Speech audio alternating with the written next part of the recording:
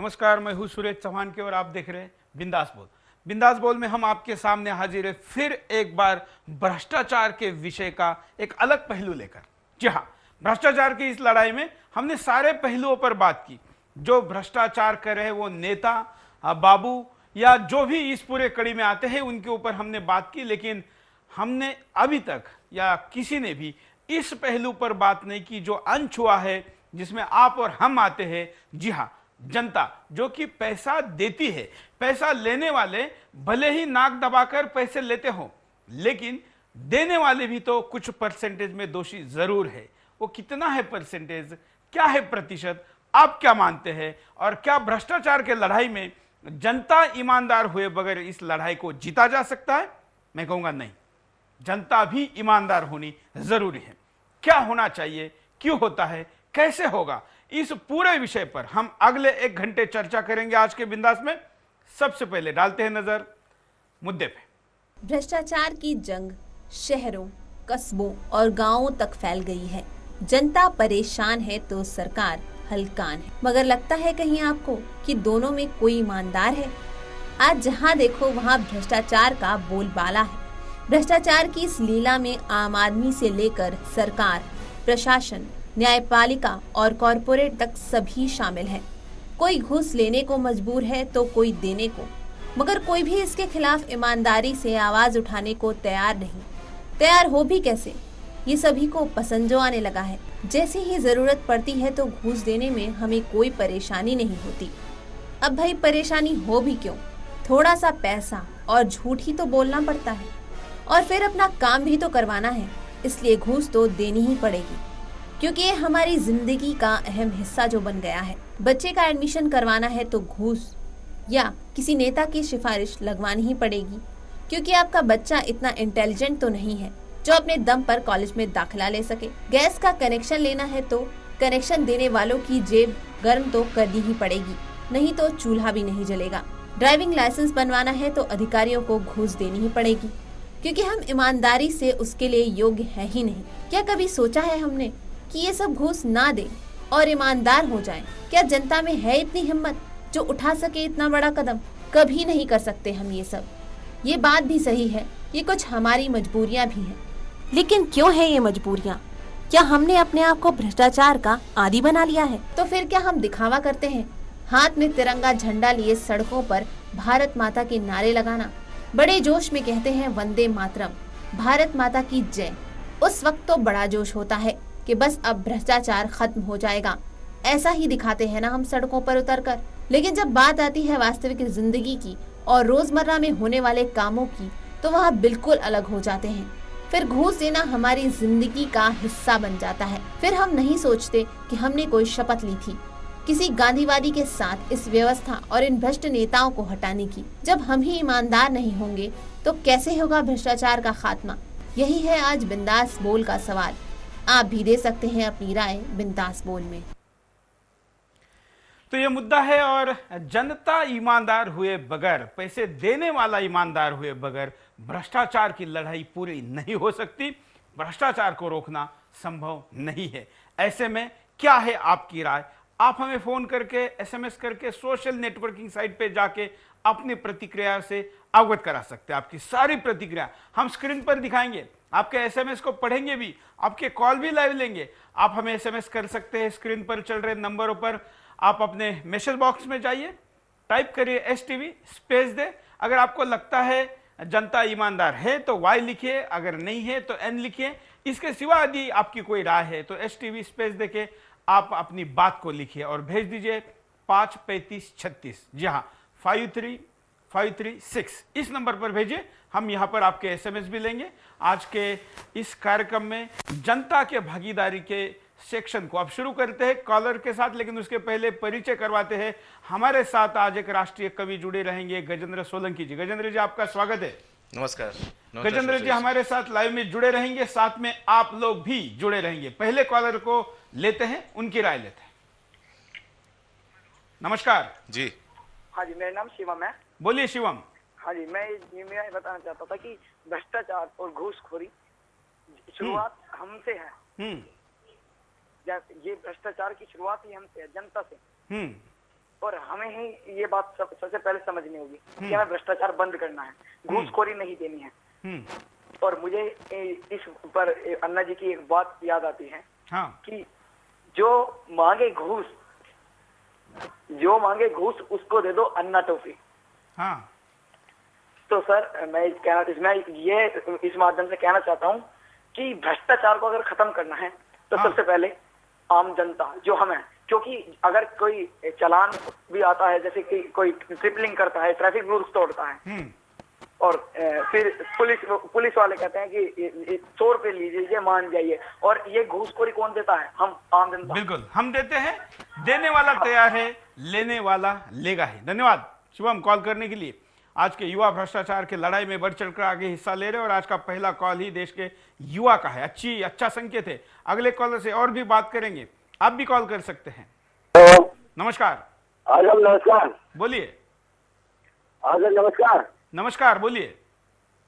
जी sir, मैं जन्म प्रसाद Lodhi Raisen MP से बोल रहा हूँ सर। बोलिए।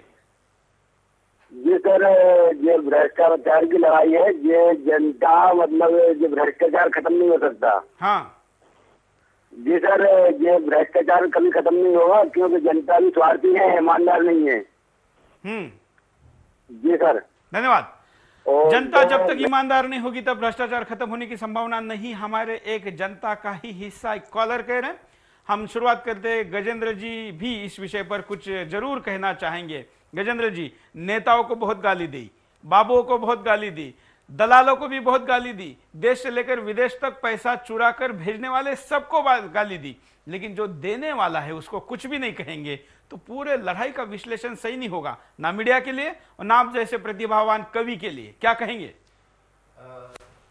विषय आपने अच्छा चुना है सुरेश जी, बधाई देता हूं। लेकिन एक बात मैं कहना चाहता हूं, भ्रष्टाचार, ये जो चर्चा चल रही है केवल आर्थिक भ्रष्टाचार की चल रही है।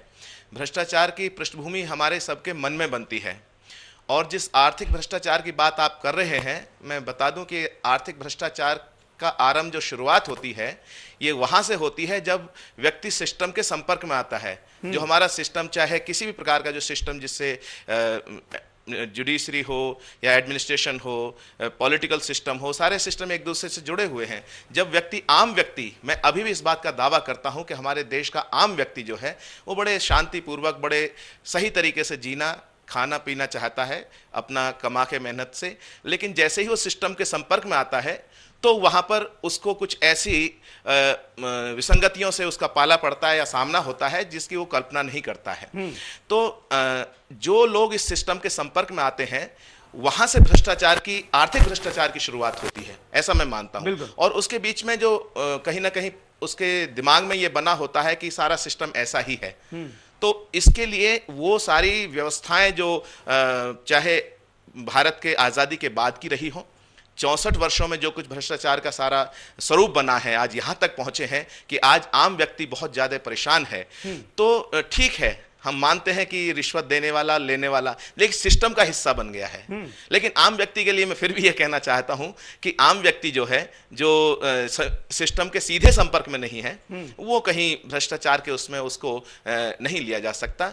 लेकिन जो इसके संपर्क में आते हैं, ये उनकी जिम्मेदारी है कि वो रिश्वत लेने और देने में इसको ध्यान रखें, क्योंकि जो वहां पर बैठे हुए लोग हैं, चाहे एडमिनिस्ट्रेशन में बैठे हुए हैं, चाहे किसी भी उसमें हैं वो भी इसी समाज के कहीं ना कहीं जुड़े हुए लोग। बिल्कुल बिल्कुल, मैं यही कहना चाहता हूं। मैं ये नहीं कहता कि, मैं कह रहा हूं कि जनता भ्रष्ट है, मैं कह रहा हूं कि जनता जो भ्रष्टाचार का हिस्सा है वो ईमानदार जब तक नहीं होगी तब तक भ्रष्टाचार रोकना एक दूसरे कड़ी का भी अंग है। एक और कॉलर से बात करते हैं, देखते हैं वो क्या कहना चाहते हैं। हाँ सर, नमस्कार। हेलो, बोलिए। हाँ सर, हेलो। हाँ बोलिए ना। हाँ सर, मैं फैजाबाद से मनीष पांडे बोल रहा हूँ। बोलिए मनीष जी। हाँ सर, मैं फैजाबाद से मनीष पांडे बोल रहा हूँ। सर, मेरा ये मानना है कि जनता जब तक स्वार्थी है सर, तब तक ये भ्रष्टाचार नहीं खत्म होगा, चाहे लोकपाल आ जाए, चाहे उसके लिए जन लोकपाल आ जाए। ठीक है, बिल्कुल।